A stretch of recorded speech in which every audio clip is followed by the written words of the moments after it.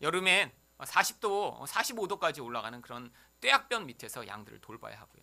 그런데 또 광야니까요. 밤에는요. 엄청나게 춥습니다. 그런데 1년에 또 한 6개월 정도 이렇게 밖에서 양들을 치기 위해서는요. 이 목자들은 계속 양들을 따라다녀야 돼요. 풀이 뭐 이렇게 많이 나는 곳이 아니기 때문에요. 이 풀이 나는 곳마다 따라다니기 위해 많은 거리를 이동해야 합니다. 그러니까요. 이렇게 목자가 된다는 건요. 엄청나게 삶이 힘든 그런 환경 가운데 처하는 것이죠. 그뿐 아니라 이렇게 밖에서 생활하다 보니까요. 유대인의 율법에 정해진 이 정결한 그런 율법 계율대로 살 수가 없었습니다. 그래서 율법적으로도 아주 부정한 자들로 여겨졌어요. 그런데 또 이게 1년 내내 고용이 보장된 것도 아닌 직업이었습니다.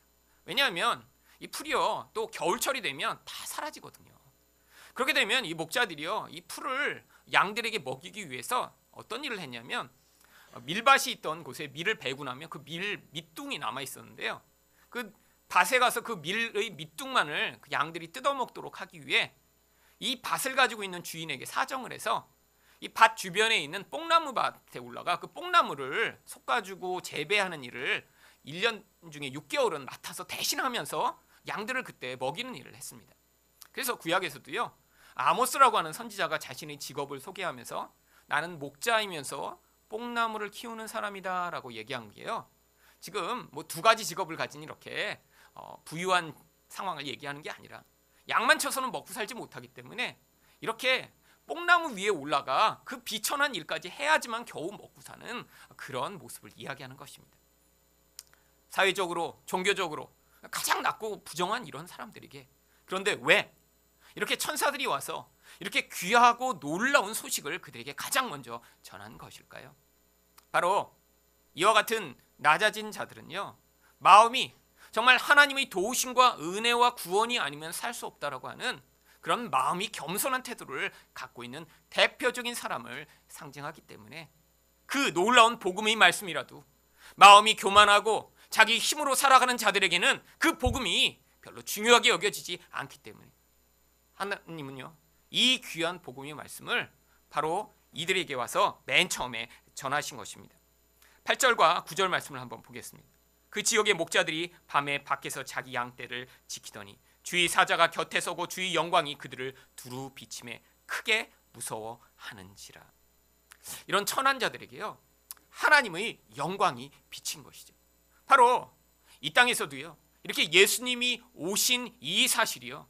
그에게 귀하고 복되고 놀라운 소식이 되기 위해서는 우리가 우리 자신을 의존하고 내가 가진 것을 의존하는 삶을 살아가고 있다면 이 예수님이 오신 것이 그에게 그렇게 귀하고 놀라운 소식이 될 수가 없습니다. 그런데 정말로 내게 하나님 외에는 다른 소망이 없는 삶을 살아가는 자들에게는요. 이 예수님이 오시는 이 소식이 놀랍고 귀한 소식이 되는 것입니다. 여러분 우리가 잘 알고 있는 이 알베르트 슈바이처라고 하는 그런 분이 계십니다. 참 한 사람이 이 정도로 탁월하고 놀라운 능력을 가지고 있을 수 있다라고 하는 사실을 참 이 슈바이처의 인생을 보면 참 놀라게 됩니다. 원래는 철학과 신학을 이제 대학교에서 공부를 했습니다. 근데 20대에 이제 먼저 신학 박사 학위를 땄고요. 그리고 1년을 더 공부해서 철학 박사 학위마저 같이 또 땄습니다. 그래서 20대에 박사가 2개를 땄어요. 그런데 이렇게 2개나 박사 학위를 따고 났는데 자기 인생 가운데 또 앞으로 자기가 이렇게 봉사하는 삶을 살기 위해서 30살부터 다시 의학을 공부하기 시작합니다. 그래서 30대에 또 의학 박사 학위를 또 땁니다. 그런데 그뿐 아니라 또 10대부터 이 오르간을 치는 것을 아주 좋아했어요. 아버지가 루터교 목사님이었거든요. 그런데 워낙 또 그 실력이 탁월해 갖고요. 이 오르간으로 이 전 유럽에서 아주 명성을 떨친 그런 사람이었고요. 단순히 오르간을 치는 것만이 아니라 이 오르간을 수리하고 만드는 데도 일가견이 있어서 아주 유명한 이름을 날리고 있었습니다. 그런데 이렇게 의학 박사를 따고요. 지금 얘기하면 그 이제 아프리카의 적도 부분에 있는 이제 지역에 가서 이제 봉사를 시작을 합니다. 그런데 이렇게 훌륭한 분이 이렇게 탁월한 또 지식을 가지고 철학 박사며 신학 박사인 분이 성경을 해석할 때는요. 예수님을 하나님이라고 믿지를 못했어요. 그분이 쓴 아주 유명한 신학책들이 있습니다. 그런데 그 신학책들은요. 이 시대의 자유주의 영향력을 곤고하게 하고 확산하는 아주 중요한 책들이 되어버렸어요.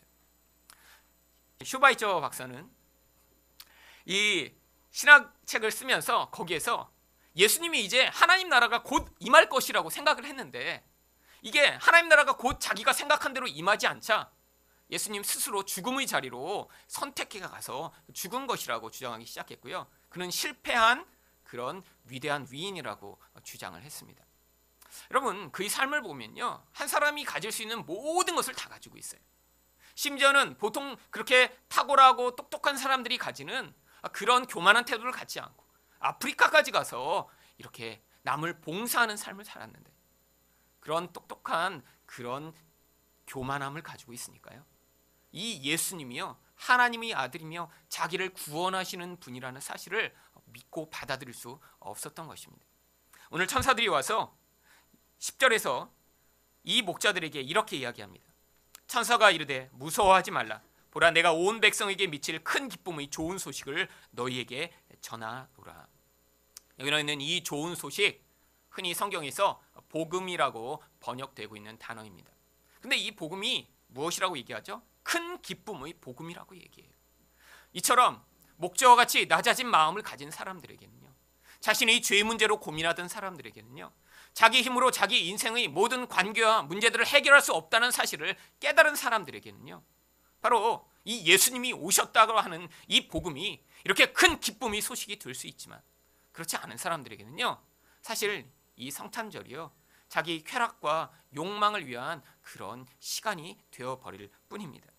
그런데 이 예수님이 이렇게 세상에 오셨을 때 천사들은요, 이 예수님이 어떤 분이라고 11절에서 이야기하고 있냐면, 오늘 다윗의 동네에 너희가를 위하여 구주가 나셨으니 곧 그리스도 주시니라. 성경에서요, 이렇게 예수님이 누구신지에 대해 한 절에 세 가지 종류나 그의 모든 자격과 속성에 대해 이야기하고 있는 부분은 이 한 절이 유일합니다.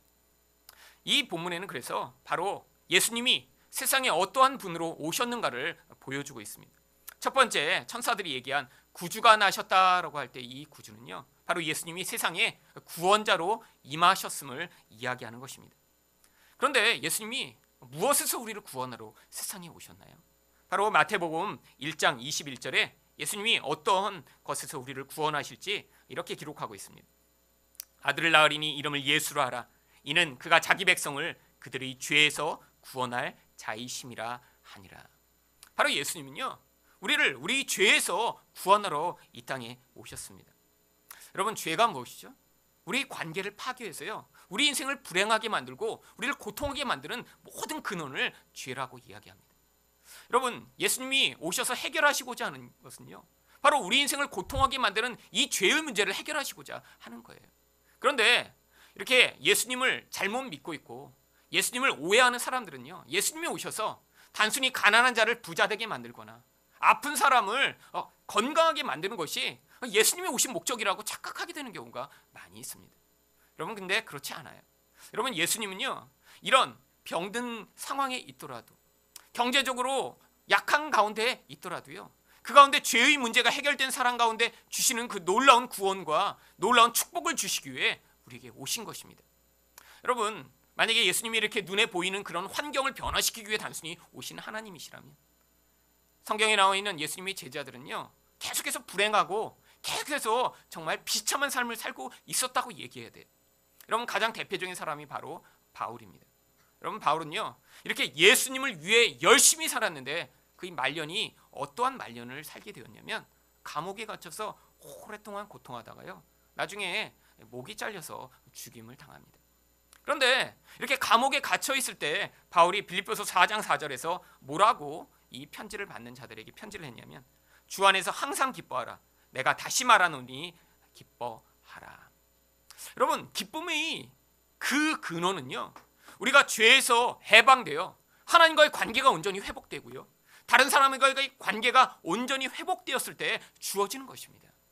여러분, 그러니까요, 바울처럼 경제적으로 늘 정말 자기가 자비량을 해서 먹고 살아야 되는 그런 환경이 있었고, 자기 안에 육체적인 질병이 있었고, 예수 그리스도를 위해 살았지만 감옥에 갇혀 고통하는 삶을 살았음에도 불구하고 자기 안에 예수 그리스도로 말미암는 그 기쁨과 행복과 만족이 있었기 때문에 다른 사람을 향해서도요, 기뻐해라, 기뻐해라, 다시 말하니까 정말로 기뻐해라 라고 선포할 수 있었던 것입니다.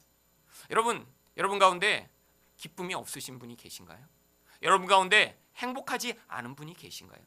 여러분, 세상에서는요, 여러분이 지금 크리스마스인데 애인이 없으니까 네가 불행한 거야 라고 이야기합니다. 여러분, 그러면 애인이 있으면 정말 행복할까요? 아니에요.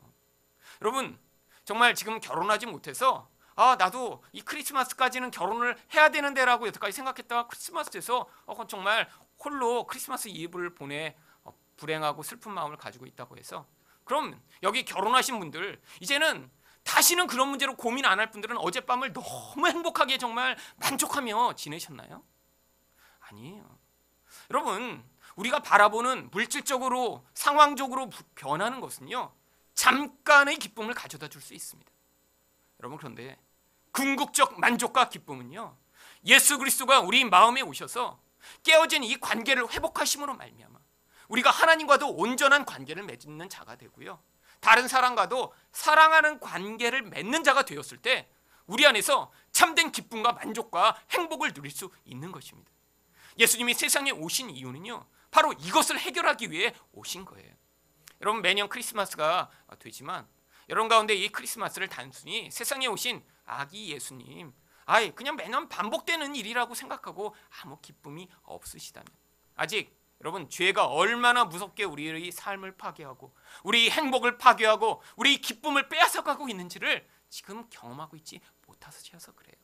때로는 그래서야 하나님이요, 우리 삶에서 우리가 이 죄로 말미암아 관계가 파괴되고 또 우리 삶에서 행복이 다 사라지는 것 같은 그런 환경으로 우리 인생이 처해지도록 만드셔서 그 가운데 그 예수 그리스도로 말미암아 내 삶에 있는 이 모든 불행과 고통과 슬픔으로부터 내가 구원받고 싶다라고 하는 간절함을 깨닫게 하시고요, 또 예수 그리스도로 말미암아 여러분의 삶에 있던 그 불행과 고통으로부터 말미암아 자유케 되는 놀라운 경험을 하게 하셔서 이렇게 아기 예수로 오신 이 예수님이 나의 삶에 너무나 중요하고 귀한 분이시라는 사실을 고백하게 만드시는 그런 경험을 하게 만드십니다. 여러분, 그래서요, 예수 믿었다고요 당장의 기쁨과 행복이 찾아오는 게 아니에요. 예수를 믿었는데도요, 10년이 지나고 20년이 지났는데도요, 어떤 때는 우리 마음에요 우울함이 생기기도 하고요, 우리 마음에는요 죄 때문에 관계가 깨어지는 고통스러운 과정을 경험하기도 합니다. 그런데요, 예수 믿는 사람은요, 그 과정을 통해 이 예수님이 나의 죄의 문제를 해결하실 때 이렇게 이 죄가 만들어낸 고통으로부터 내가 해결받고 자유를 얻을 수 있다는 사실을 믿고 또 그런 놀라운 은혜를 경험함으로 예수님이 누구신가를 삶에서 고백하는 삶이 되도록 만들어 가시는 것입니다. 두 번째로, 예수님은 세상에 어떤 분으로 오셨나요? 예수님은 세상에 그리스도로 오셨습니다. 신약 성경에서 그리스도라고 하는 표현을 예수님을 표현한 표현으로 많이 씁니다. 그런데 이 그리스도라고 하는 단어가요, 구약 성경에서는 원래 메시아라고 번역되던 기름 부음을 받은 자라고 하는 단어를 헬라어로 번역한 것입니다. 그래서 구약 성경에서 기름 부음을 받은 자라고 하는 메시아라고 하는 단어가 또 헬라어로 읽으면 그냥 그리스도예요. 그러니까 예수님을 예수 그리스도라고 우리가 부르는 건요, 다른 말로 얘기하면 기름 부음을 받은 예수라는 분이라고 표현하는 것입니다.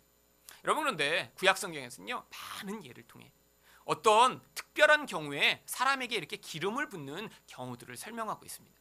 가장 대표적인 경우가 바로 세 가지인데요. 첫 번째로, 나라의 왕을 세울 때 기름을 부었습니다. 이런 병에다가요, 올리브유를 가득 채운 다음에요, 이 머리에다 그 기름을 쭉 흘려서 다 흘러내리도록 만들었어요. 그리고 왕뿐 아니라 제사장을 선발할 때도 기름을 부었고요, 또 하나님의 선지자로 부름을 받은 자들도요, 기름을 부어 그들을 선지자로 임명했습니다.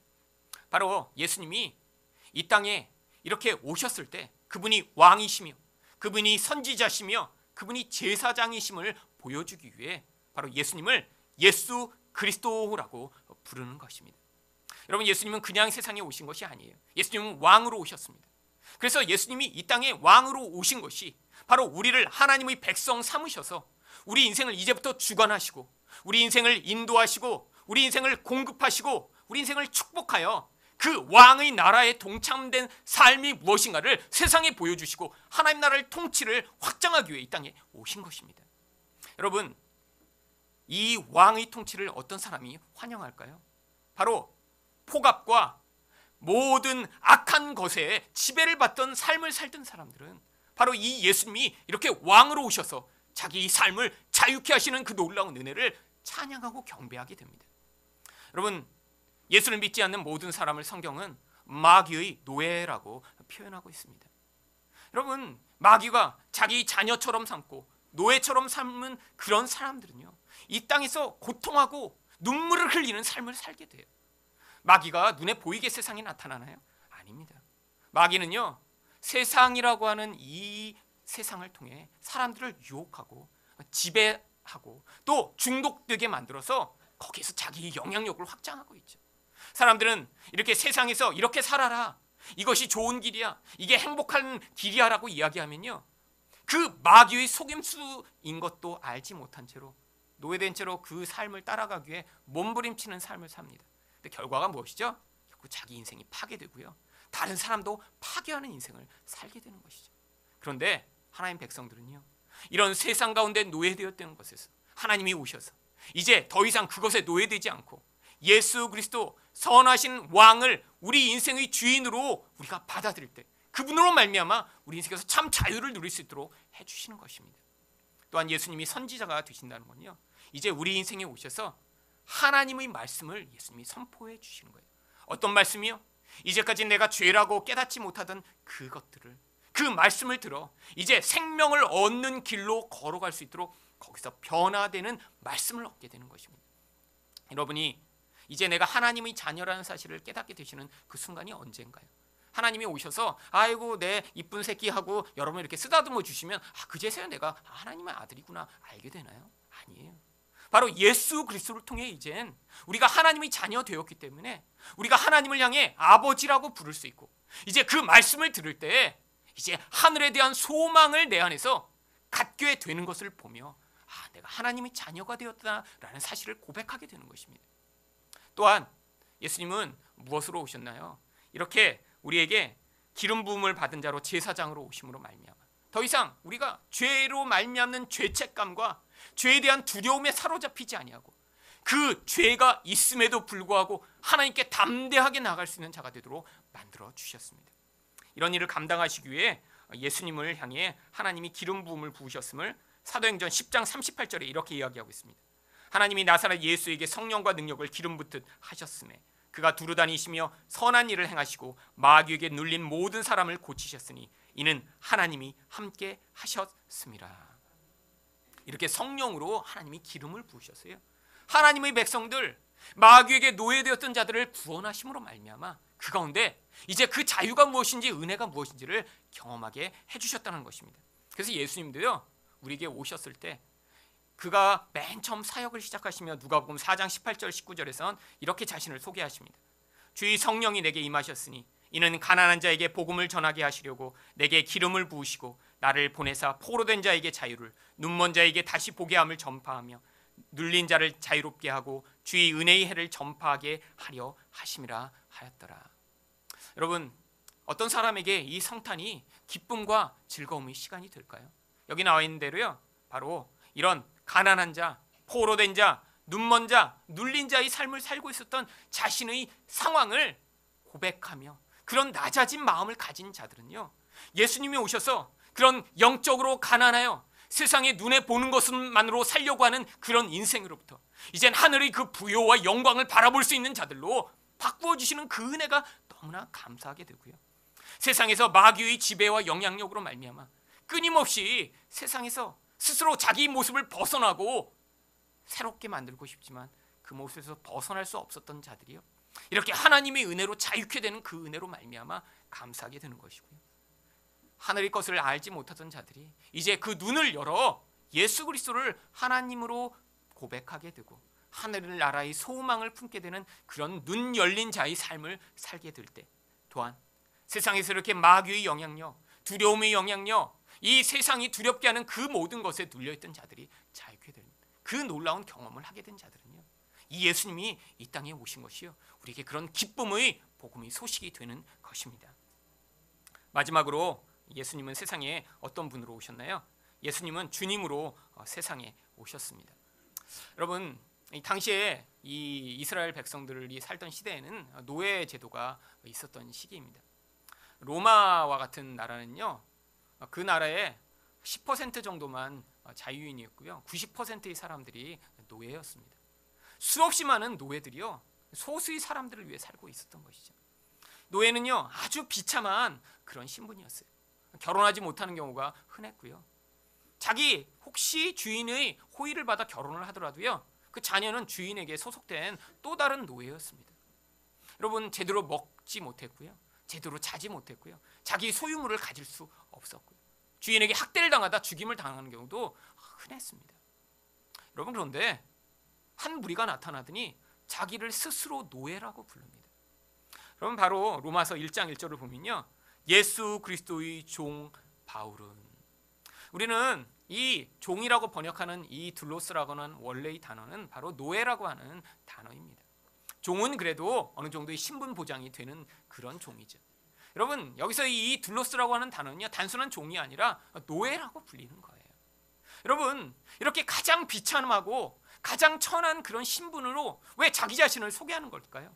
여러분, 이렇게 바울이 보낸 편지마다 맨 처음은 항상 이렇게 시작합니다. 하나님과 예수 그리스도의 노예 바울은. 여러분, 바로 예수님이 우리 주인 되심을 사람들에게 자기 중심 가운데 잊어버리지 않도록 만들기 위해 사람들에게 보내는 편지마다 나는 예수 그리스도의 노예라고 고백을 하는 것입니다. 여러분, 왜 자기를 이렇게 노예라고 고백하는 것일까요? 이전에는요, 마귀의 노예였던 자였거든요. 죄의 삭스로 이제 죽을 수밖에 없는 운명을 가진 자였는데 예수님이요, 자기 생명을 바쳐 우리를 구원해 주셨기 때문에 이제 그 핏값으로 예수 그리스도께 사심받은 자가 된 그 감격과 기쁨으로 말미암아 스스로를 나는 예수 그리스도의 노예라고 부르는 그런 삶을 살게 된 것입니다. 여러분, 예수님이 이 땅에 그냥 오신 것이 아니에요. 바로 이렇게 구원자로 우리를 오셔서 우리를 구원하시고요, 또한 이렇게 그리스도로 오셔서 우리 왕이 되시며 선지자가 되시며 제사장이 되시고요, 또한 우리 주님으로 오셔서 마귀와 세상에 노예된 자들을 구원하여 하나님 백성 되게 만드시는 것입니다. 그런데 이런 예수님이 어떤 모습으로 세상에 오셨나요? 바로 12절입니다. 너희가 가서 강보에 쌓여 구유에 뉘어 있는 아기를 보리니 이것이 너희에게 표적이니라. 여러분, 아기가 이렇게 누워 있는 게 그게 어떻게 표적이라는 게 뭐죠? 어떤 것을 보여주는 놀라운 사인이라는 거예요. 여러분, 지금 천사들이 무엇을 선포하고 있습니까? 이제 인류 역사 가운데 가장 위대한 분이 태어났다는 사실을 이 목자들에게 지금 알려준 거예요. 구원자가 나타나셨다.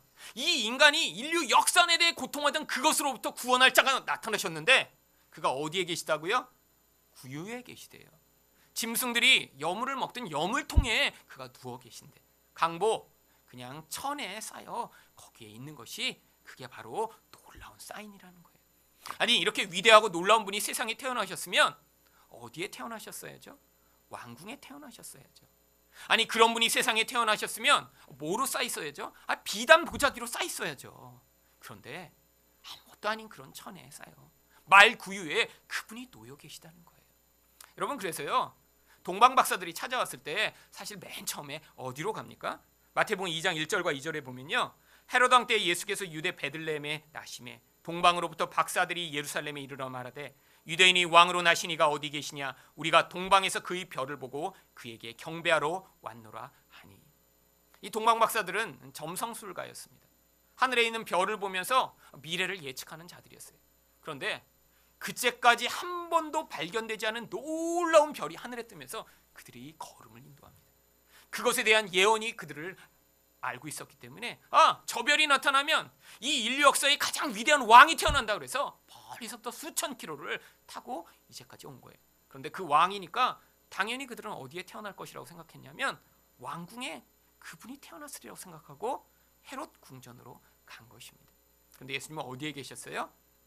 구유의 외양간에 태어나신 것이죠.